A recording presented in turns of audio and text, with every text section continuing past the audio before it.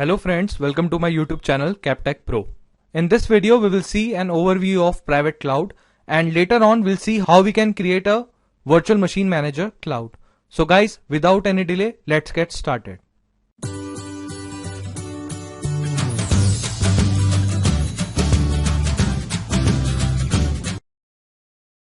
So friends, let's first understand what is private cloud in our virtual machine manager. So a private cloud is a cloud which is provisioned and managed on premises. Like we have a servers, and inside that we can manage our private cloud.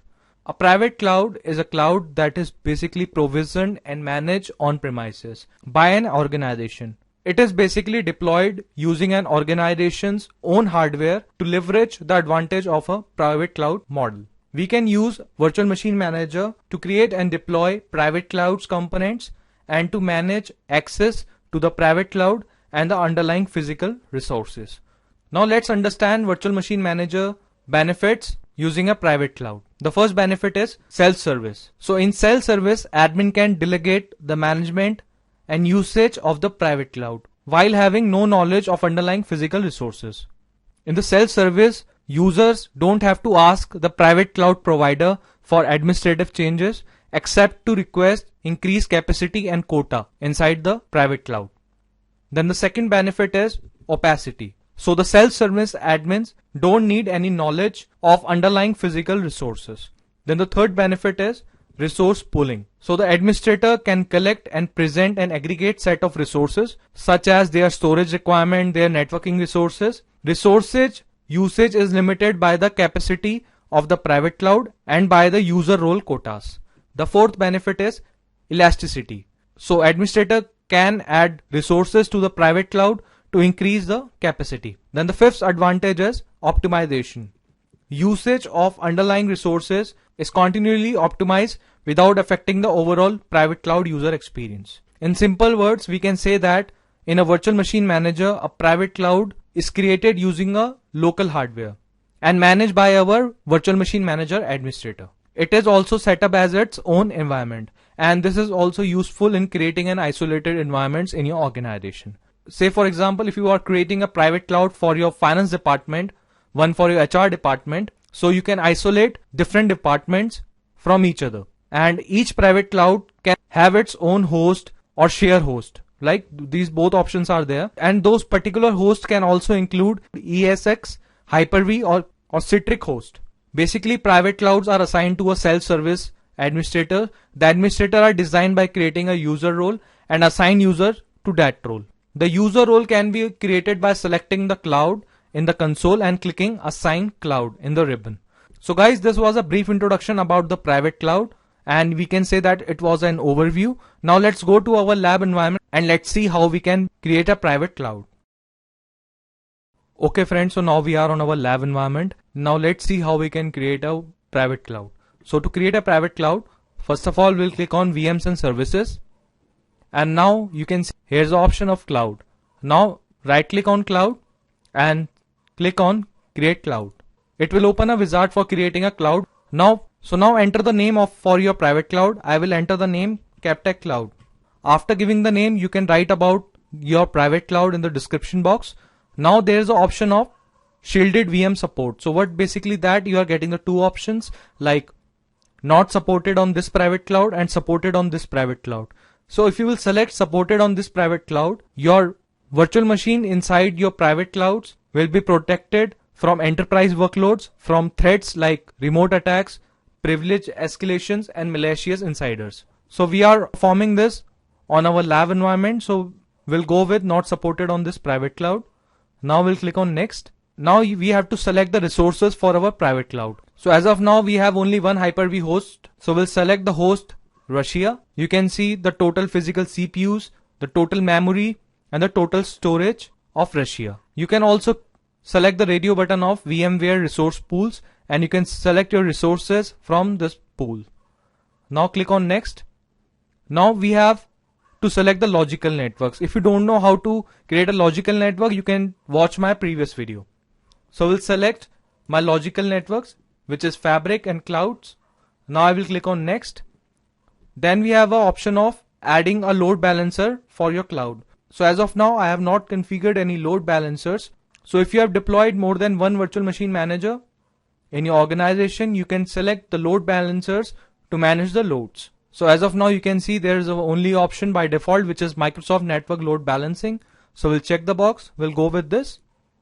Then we have a VIP templates for this cloud. So later on, I will show you how we can create a VIP templates for your private cloud. So we'll simply click on next. Then we have a port classifications listed. So as I have already discussed in my previous video, what are port classifications? So you can select the port classification according to your requirement. Like I will select the high bandwidth, I will select the host management, I will also select the live migration work, medium bandwidth, low bandwidth. So I think that's enough. So you can select the port classifications according to your requirement, and these all selections will be reflected on your cloud. Now click on next. Now you can see there is a storage option which we can select for our private cloud. So I will select the local storage. I have not added any remote storage, though we can do that. So it's of 2 TB, so there is no requirement for me for remote storage.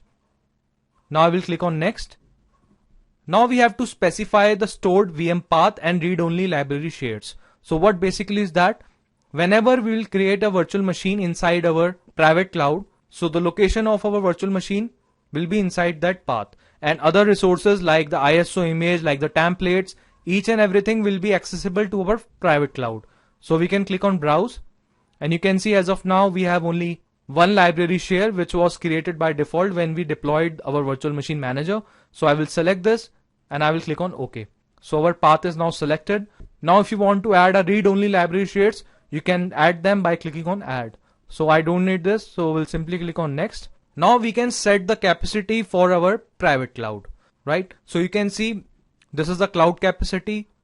The virtual CPUs you have select by default, it is selected to unlimited. If you want to assign the capacity, you can simply uncheck the box, or you can increase it or you can decrease it. Or if you will not make any changes, automatically total capacity of your resources will be assigned to that specific private cloud. So I will go by default.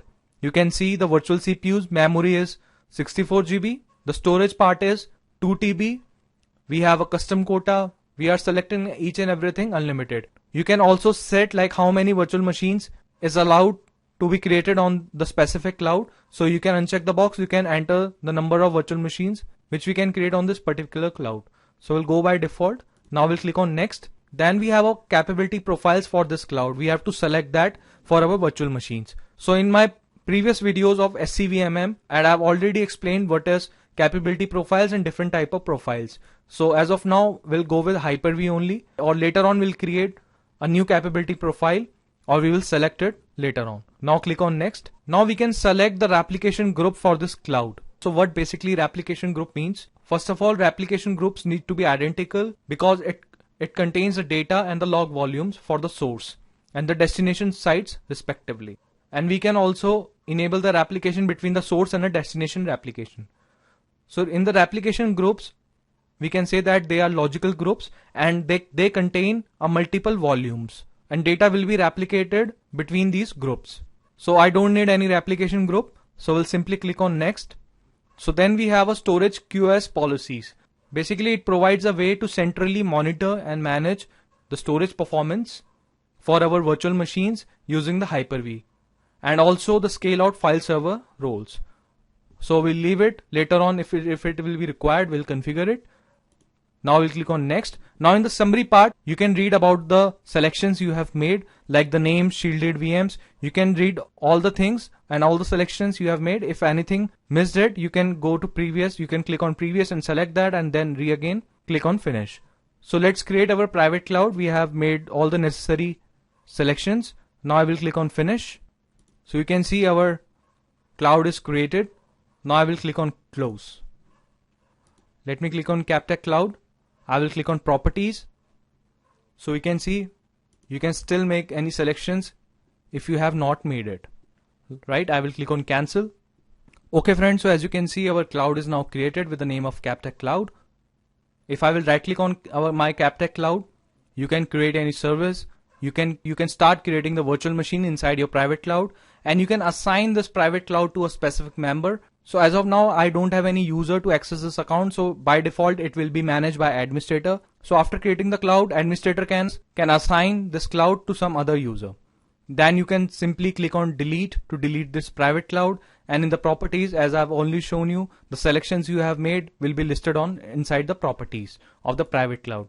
You can create another private cloud by clicking on create cloud. You can see all the options are also there. You can see the overview of your CapTech cloud.